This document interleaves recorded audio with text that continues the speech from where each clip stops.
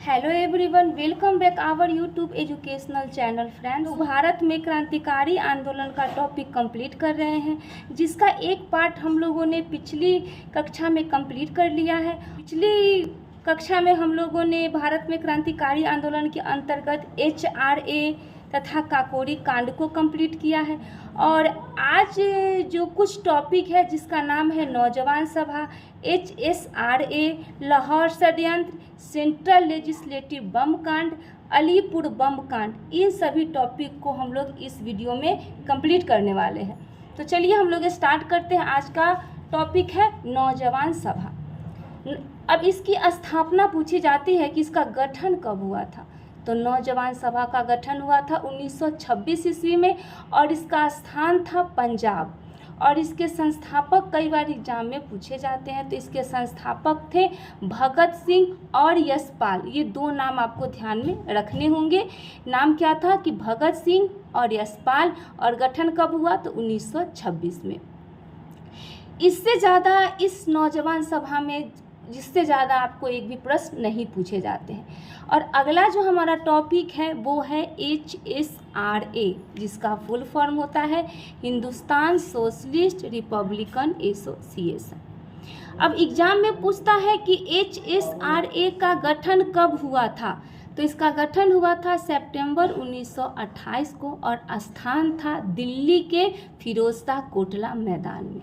तो ये भी कई बार एग्जाम में पूछा जाता है। अब इसके संस्थापक कौन थे HSRA के। तो HSRA के संस्थापक थे चंद्रशेखर आज़ाद और इसके प्रमुख सदस्य थे तो बटुकेश्वर दत्त, भगत सिंह, जतीन्द्र नाथ और अजय घोष। ये सभी इसके प्रमुख सदस्य थे। तो कई बार BPSC जो है पूछता है कि HSRA के प्रमुख सदस्य निम्नलिखित में से कौन थे और निम्नलिखित में से कौन से नहीं थे।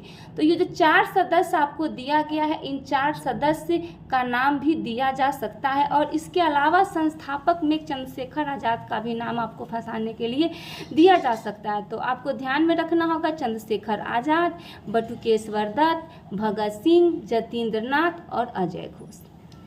उसके बाद HSRA का उद्देश्य क्या था, ये भी एग्जाम में पूछा जाता है।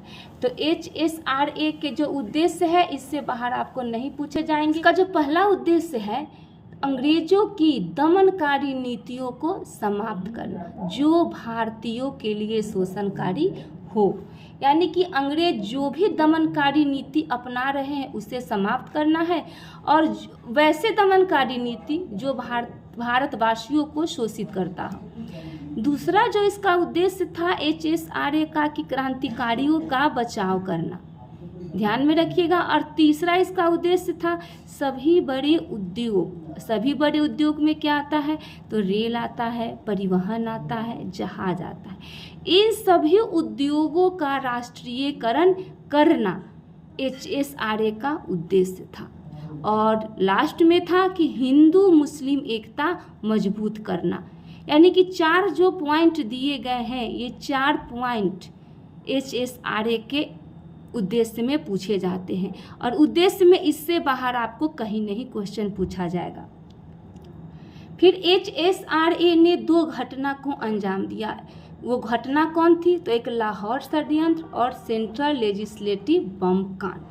HSRA ने जो लाहौर षड्यंत्र घटना घटी थी, HSRA के दौरान जो लाहौर षड्यंत्र घटना घटी थी वो घटी थी 1928 में। और इसी के दौरान सेंट्रल लेजिस्लेटिव में बम फेंका गया था, जो कि डेट है 1929 में।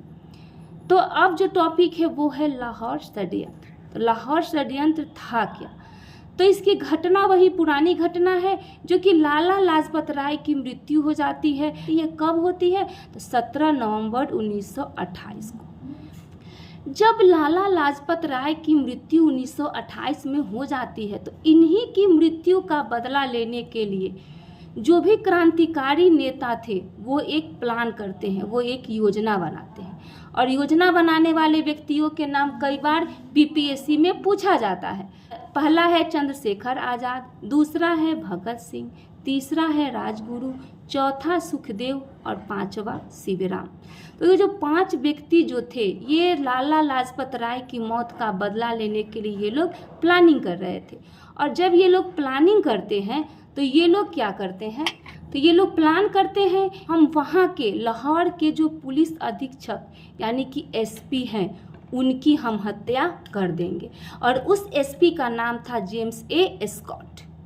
जेम्स ए स्कॉट की हत्या की प्लानिंग कब की गई थी, तो 17 दिसंबर 1928 को, यानी कि 17 नवंबर 1928 को लाला लाजपत राय की मृत्यु हुई थी। ठीक इसके एक महीने के बाद यानी कि 17 दिसंबर 1928 को ये लोग स्कॉट को मारने की प्लानिंग करते हैं। फिर 17 दिसंबर 1923 को स्कॉट की जगह सैंडर्स की हत्या हो जाती है। और जैसे ही सैंडर्स की हत्या होती है, इन लोगों पे मुकदमा चलाया जाता है। और उस मुकदमा के दौरान चंद्रशेखर आज़ाद लाहौर षड्यंत्र में शामिल थे, जो स्कॉट को मारने का प्लानिंग किए थे। पुलिस से मुठभेड़ के दौरान इलाहाबाद में फरवरी 1931 को ये मारे जाते हैं। और जो इलाहाबाद में कहाँ मारे जाते हैं, तो अल्फ्रेड नोबेल पार्क में मारे जाते हैं। और उसके बाद जो स्कॉट की जब मुकदमा चलता है तो भगत सिंह, सुखदेव और राजगुरु, इसी घटना के दौरान इन तीनों को फांसी की सज़ा सुनाई जाती है। और 23 मार्च 1931 को इन तीनों को फांसी दे दी जाती है। और इसी दिन हम लोग शहीद दिवस भी मनाते हैं और 30 जनवरी को भी हम लोग शहीद दिवस मनाते हैं। इसके बाद जतिन दास जो थे वो 64 दिनों तक भूख हड़ताल से इनकी मौत हो जाती है। तो एग्जाम में पूछता है कि स्कॉट की ऊपर मुकदमा चलने पर किन 3 लोगों को फांसी की सज़ा दी गई थी, तो भगत सिंह, सुखदेव और राजगुरु। या फिर ये भी पूछा जाता है कि किसकी हत्या के आरोप में इन तीनों को यानी कि भगत, सुखदेव और राजगुरु को फांसी की सज़ा दी गई थी, तो सैंडर्स की हत्या के सिलसिले में। फिर ये भी एग्जाम में पूछता है कि जतिन दास कितने दिनों तक भूख हड़ताल से उनकी मौत हो गई थी, तो 64 दिनों पे। या फिर ये भी पूछता है कि वो कौन से ऐसे क्रांतिकारी नेता थे जिनकी मृत्यु 64 दिनों के भूख हड़ताल से हो जाती है, तो जतिन दास।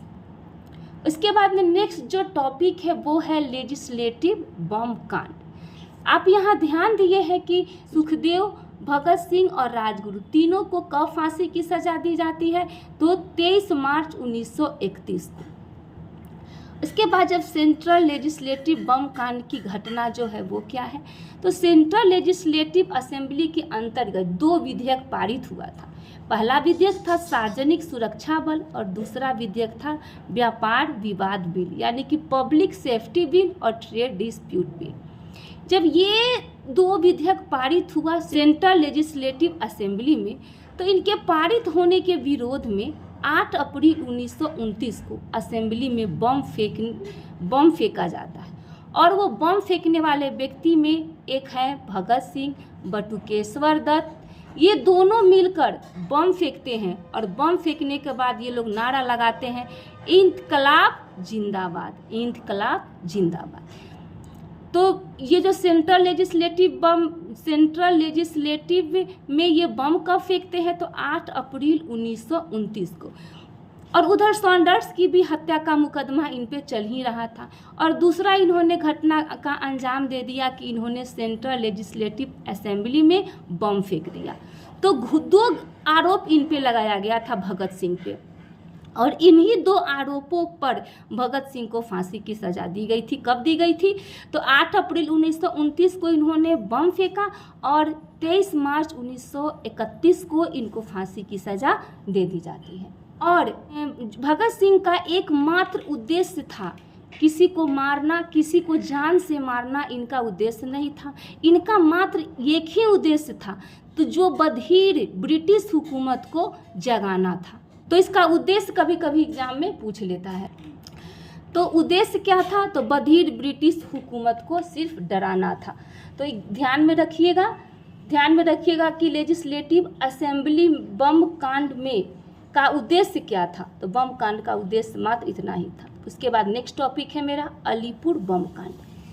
अलीपुर बम कांड में तीन चार जो टॉप पॉइंट है, इस 3-4 पॉइंट को ही आपको ध्यान में रखना होगा। पहला पॉइंट है कि अलीपुर के मानिक टोला में बम फैक्ट्री पे छापा पड़ा था। तो कभी कभी पूछता है कि अलीपुर के कहाँ पे बम फैक्ट्री में छापा पड़ा था, तो मानिक टोला में, जिसमें अरविंदो घोष को गिरफ्तार कर लिया गया था। तो ये नाम आपको याद रखना होगा कि अलीपुर बम कांड में किन व्यक्ति को गिरफ्तार किया गया था, तो अरविंदो घोष को।